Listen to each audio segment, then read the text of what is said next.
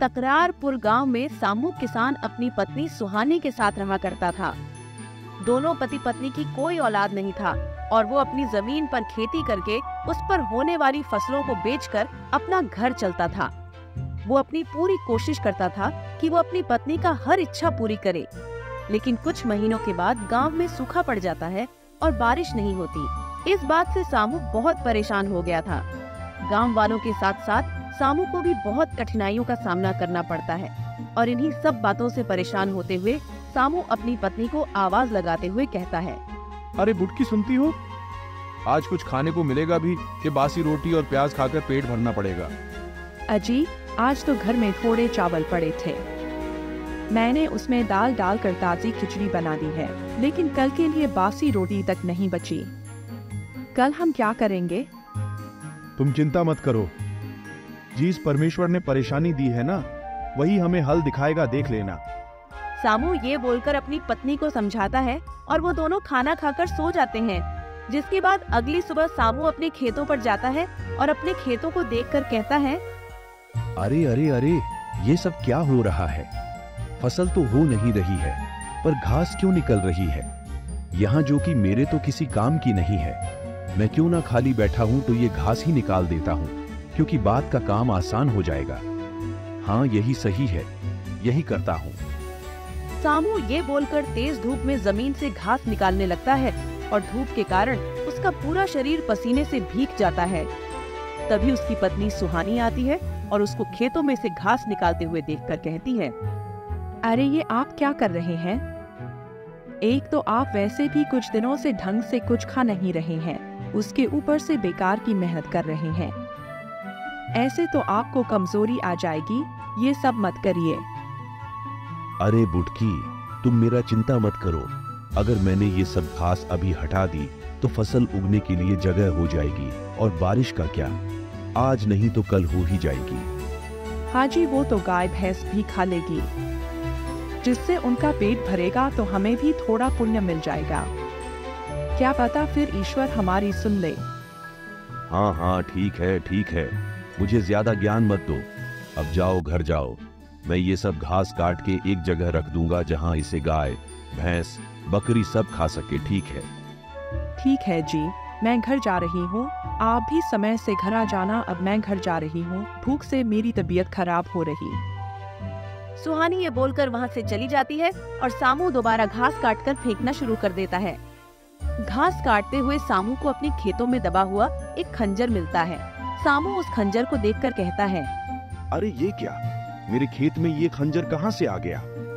सामू उस खंजर को उठाकर अपने पास रख लेता है और घास काटने के बाद अपने घर के लिए निकल जाता है और घर जाने के बाद अपनी पत्नी से कहता, अरे सुनती हो, जरा यहाँ आओ, मुझे तुमको कुछ बताना है। देखो जरा, मुझे आज खेत में क्या मिला है। तभी सुहानी वहाँ आती है। तभी खुश होते हुए कहती है, अजी आप मेरी बात सुनिए, मुझे आपको कुछ बताना है। ईश्वर ने सच में मेरी सुन ली। मेरी तबीयत कुछ दिनों से खराब थी। आज खेत से आते हुए मुझे चक्कर आ गई। फिर चंदा काकी ने मेरी इलाज करके बताया कि मैं पेट से हूँ, हम जल्दी ही माँ बाप बनने वाले हैं। अरे वाह सुहानी, आखिरकार ईश्वर ने हमारी सुन ही ली। आज देखो, मुझे इस खेत में खंजर मिला है। अब हमको कुछ रोका सूखा खाने की जरूरत नहीं है। मैं इसको बाजार में जाकर बेच आऊंगा। उसे जो भी पैसा मिलेगा उससे हमारा कम से कम हफ्ते भर का राशन आ ही जाएगा। आपने तो बात अच्छी की है, लेकिन क्या पता ये खंजर हमारी किस्मत लेकर आया है, तो क्या इससे बेचना सही रहेगा? तुम्हारी बात बिल्कुल सही है, लेकिन उसके अलावा हमारे पास कोई रास्ता भी तो नहीं है। देखो ना, तुम माँ बनने वाली हो, तुम्हारा भूखे रहना बिल्कुल ठीक नहीं है। जो होगा देखा जाएगा। मैं इसको बेचने जा रहा। सामू ये बोलकर अपने घर से परेशान होकर उस खंजर को बेचने के लिए चला जाता है। सामू लोहे के कारीगर की दुकान पर जाकर उससे कहता है, भाई साहब, अरे वो भाई साहब, ये खंजर बेचना था हमें। आप इसका हमें कितना पैसा दे सकते हैं? अरे ये खंजर तो बड़ा पुराना लगता है, कहाँ से चुराया है भाई तूने? अरे कैसी बातें कर रहे हैं भाई साहब, मैं किसान हूँ, कोई चोर नहीं हूँ। मुझे ये हमारे खेत में मिला है। आपको खरीदना है तो बताइए, वरना मैं कहीं और जाके पूछता हूँ। सामू की बात सुनकर दुकानदार उस खंजर को ध्यान से देखकर सामू को कहता है, ये खंजर तो बहुत अच्छा है, लेकिन इस पर तो जंग लगा है। इसका मैं तुम्हें 1000 से ऊपर नहीं दूंगा। सामू खंजर को 1000 में दुकानदार को बेचकर अपने घर के लिए राशन लेकर आता है और कहता है, देखो सुहानी, मैं अपने घर के लिए कुछ दिनों का राशन लेकर आया हूँ। अब हमें कुछ दिनों तक खाने की कोई कमी नहीं होगी और दोनों का पेट भर आराम से हफ्ते भर चलेगा खाना। अरे इतना सारा सामान, ये सब लाने के पैसे आप कहाँ से लेकर आए? आपके पास तो पैसे थे ही नहीं। सामू ने सारी बात सुहानी को बता देती है और दोनों पेट भरकर खाना खाया, जिसके बाद अगले दिन फिर से अपने खेतों में घास काटने गया। उसको वही खंजर फिर से वही जमीन में मिला। खंजर देखकर घबरा जाता है। अरे ये कैसे हो सकता है? ये तो वही खंजर है जिसे मैं बाजार में बेचकर आया था। ये फिर से यहाँ कैसे आ सकता है? सामू ने उस खंजर को उठाया और वापस अपने घर की तरफ निकल पड़ा। उसने सब कुछ अपनी पत्नी को बताया।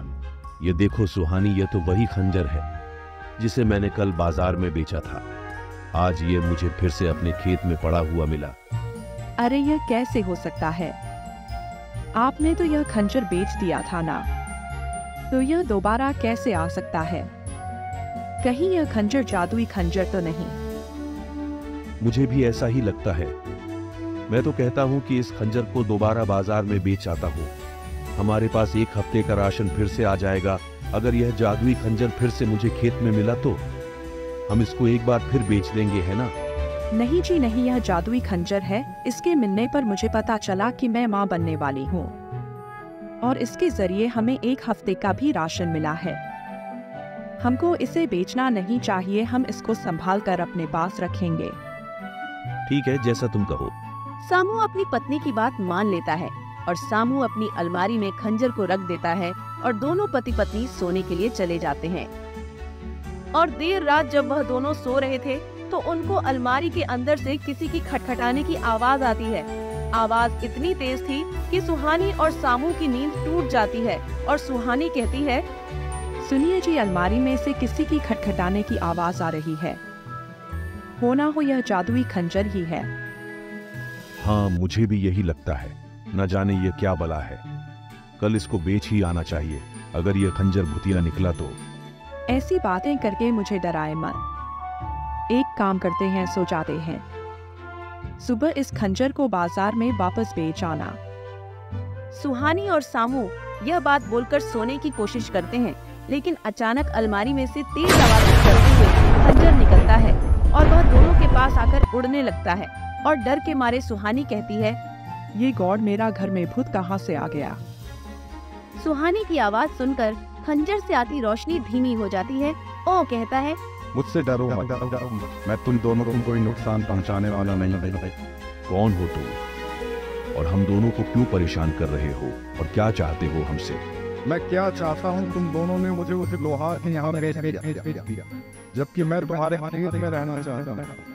हमारे पास पैसे नहीं थे तो हम करते ही क्या? अच्छा, आप हमसे बताओ कि तुम हमसे क्या चाहते हो और हम तुम्हारे लिए क्या कर सकते हैं। मैं चाहता हूँ कि तुम अपने खेतों के बाई तरफ मुझे तुमको कभी में कोई कमी नहीं आएगा। एजी, अब यह खंजर बोल ही रहा है तो इसको बाई तरफ गाड़ दो ना, क्या पता सच में हमारी किस्मत बदल जाए।